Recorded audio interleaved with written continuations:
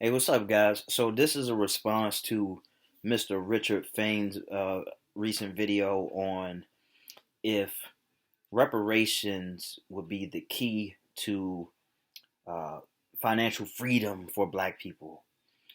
And well, first of all, I really like Mr. Richard Fain because he's an older gentleman and he gives out a lot of tangible advice to acquire wealth in pursuit of financial freedom. And I agree with some of the things that he said, but I also want to kind of add to it. So basically, his stance was no matter if it comes or not, you got to find a way how to get it. That has to be your mentality.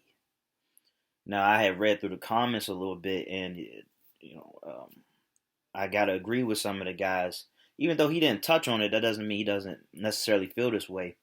But there have been a lot of communities that have been marginalized or and tortured and what's the word I'm looking for? Let's just say set back, and they've been compensated for that. Many communities. And when you talk about African Americans and how per capita we're at the bottom as far as net worth, as far as income goes, um, I just want to say, I mean, because obviously when you think about uh, our white counterparts, they got a great head start and got to benefit from free labor and things that came afterwards. You know what I'm saying? Generational wealth. In fact, there are a lot of businesses that are running now that have roots of slavery. Even when slavery ended, a lot of slave owners received a severance pay of sorts. Um, but to answer the question, look, if you don't know financial literacy, your money is going to find its way back to whomever you've been squandering it on. All right. So I had made a joke about this like last year or something like that. I was like, if Black people got reparations today, the Jordan brand would be worth trillions tomorrow. You know what I'm saying? So I don't want to make light of my own community, but the fact of the matter is, when a lot of people get handed money, and that's just assuming it would be a lump sum, when people who never really had money get handed some, you can definitely almost bet on that they will find a way to waste it away. So yeah, learning. See, this is the thing. A lot of people wouldn't try to learn financial literacy when they don't have the money in their hands. You know what I'm saying? That's something that you prepare for, or something that your parents would prepare you for. Like me now, I've been reading up on what to do when I get this money in my hand. You know what I'm saying? And because I look for it so much, the YouTube algorithm it's always feeding me info on what to do with your money when you have it. What should you be investing in? How can you retire by a certain age? How much would it take? All of these things. Uh, so for and I know I'm a little bit all over the place because I kind of have a lot to say. Um, so first, I want to talk about how much that would even be. All right. So we estimate that the number would be somewhere around 13 to 17 trillion. Now, in one lump sum, it obviously seems like too much. Now, when you talk about monthly payments or we break it down yearly, then it's more doable. If 2 trillion was being paid out a year, or I don't know, maybe 6 million was paid out a year. This was just some math that I did a while ago, and basically I had divided how much I thought, I maybe 17 trillion, 13 trillion. I can't really remember. I divided that by the number of African Americans in America, and no matter if it was 13 to 17 trillion, whatever the number I got it was around 200,000, $250,000. So that's not a lot of money in the grand scheme of things. It wouldn't be enough per se for you to retire. Now, like I said, in the hands of some people, that money's gonna be gone very fast. I've seen that type of money go away very fast. As far as somebody's mom dying and then they inherit some that amount of money because of life insurance, maybe less than 2 years or so, money was gone. Um, But well, let's because I kind of played it both sides, but more so on the lump sum side. So if you know where you're gonna put this money, then I you can almost bet on being well off for the rest of your life. All right. So if we're talking about index funds and investing in REITs, maybe you buy a laundromat. Maybe you buy some other type of property. Maybe you buy a convenience store or one of these absentee businesses that that's under $250,000. But it's a if you have an idea as to where you want to put this money, yeah, definitely it can pave the way. I mean, a $20,000 check in the right hands, could really pave the way for a brighter future. All right, on your way to hopefully creating a generational wealth. By the way, um, when we talk about generational wealth, kind of what the default way to have some type of generational wealth, and I kind of alluded to it earlier, is like if you get a term life insurance policy. So I mentioned this before, but basically, let's say you get a $15 a month life insurance policy for $250,000. In fact, it's a $250,000 life insurance policy that you would be paying $15 a month. Now, I always like to do this number, but so basically what I did was I multiplied that times 12, 15 a month times 12 would equal $180. And let's say you live 70 years from the moment you get that, you start paying on life insurance, term life insurance. All right, I understand there are different kinds, but I just want to talk about term life insurance, just kind of as a starting point. Well, over the course of 70 years, that would equal out to less than $13,000. Now, it would even be adjusted for inflation if it's at a set price of $15 per month. So the $15 per month you would be paying 30 years down the road wouldn't be as powerful as it is now. When you consider inflation, assuming things continue to go the way that they have been going as far as inflation goes. But it's 2020, and I mean, goddamn, anything's possible at this point. But it's just a little math that I like to play around with. So when you die, yeah, you wouldn't get to touch it. So this is only one scenario.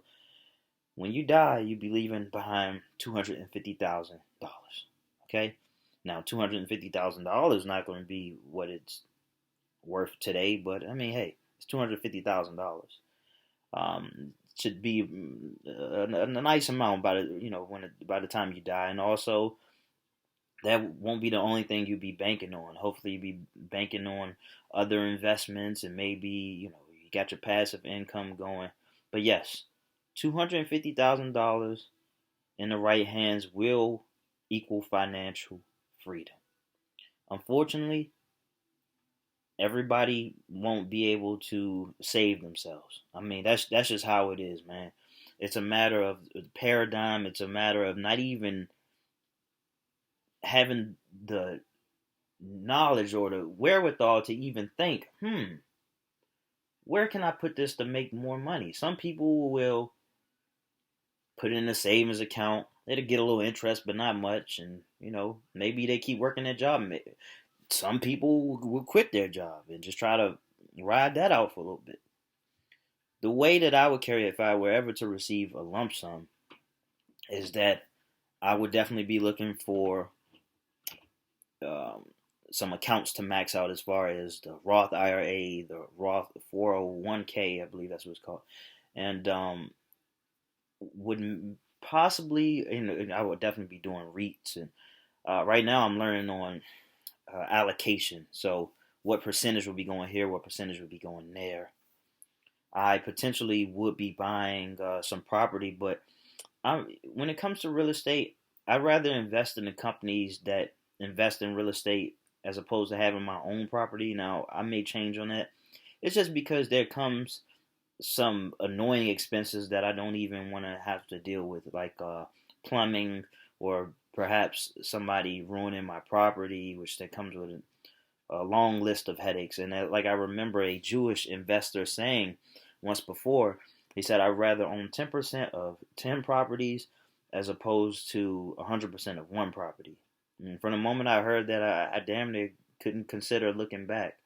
Um, so at least starting out, that's where I would want to go. So there, and like I said, some businesses to invest in. But it all comes down to financial literacy. All right, $100 in the right hand can pave the way for a lot. You know what I'm saying? It just depends on who is the beholder.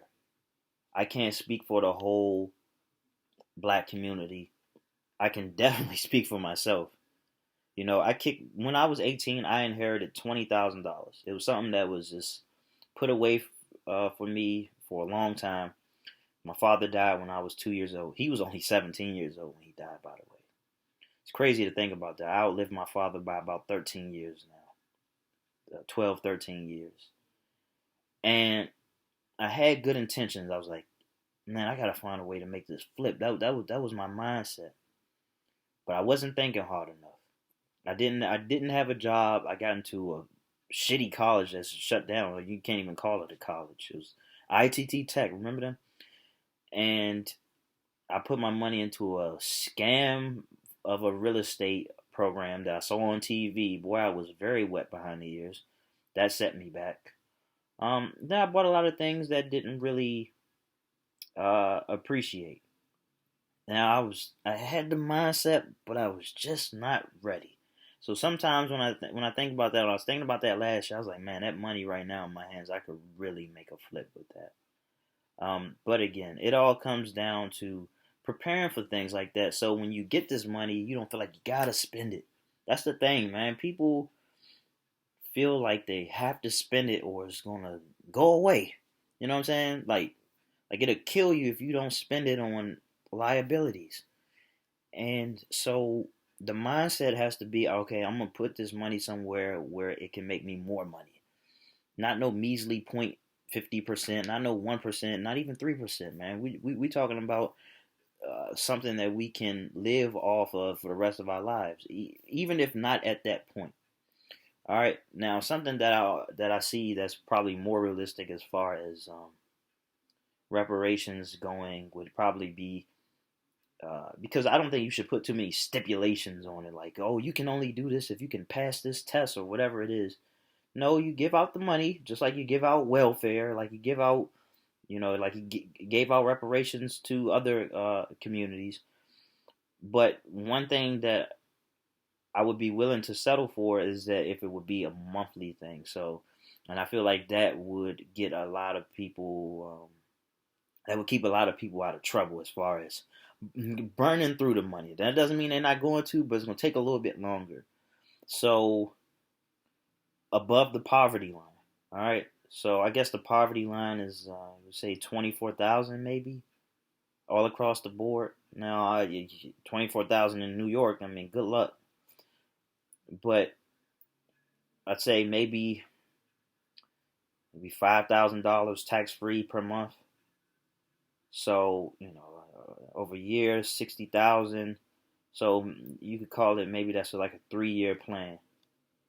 And what you do from there, man, that's up to you. And I didn't even think about some of the other things that you could do, because I talk about buying businesses and investing in these stocks and REITs and all that, but also funding your own personal business, whatever that may be. Whether if you want to invent something, if you want to open up your own personal shop, whether it's a barber shop or whatever it is, nail salon, the opportunities are boundless. But to Richard's point, you got to be in the mindset of, I'm going to get myself out of this situation, no matter what. But also, you got to be prepared for something like that, because it may not be reparations. It may be something like the stimulus check. The stimulus check is a pretty great example. Now, some people took it and bought bills because, I mean, well, things are messed up. But for some of us who didn't have to stop working, or in a pretty decent situation, hopefully some of us, we got that money, and then we put it towards something. I already know a few people who took that and invested it, um, in themselves. Invested in their own personal business. I've been making smaller investments, but my own personal business of reselling kind of took a hit. So what I did was I started investing in, just some courses and some books that I kind of always wanted to read, and just going from there. And always looking to improve upon uh, the situation that I'm in right now.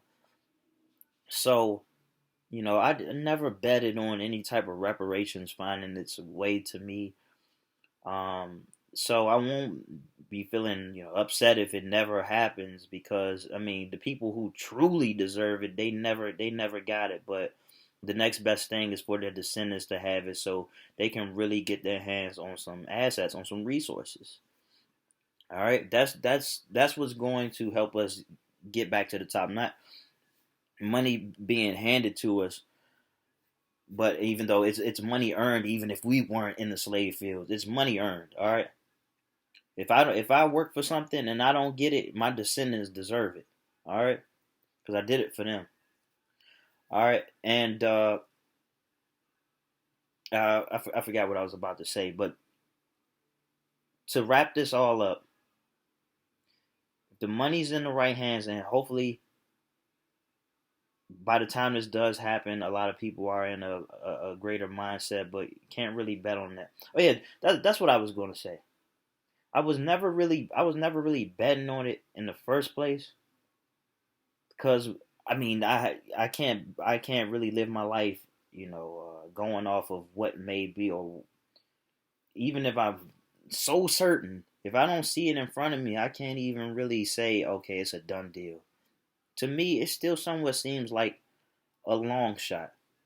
But it's still, but with that being the case, there's a lot of opportunity here. So I understand what Richard is talking about, especially because it's coming from somebody who is well established, and it wasn't handed to him. I believe him when he says that he earned it, and he gave out tangible tips, just like I said, something that any man can follow.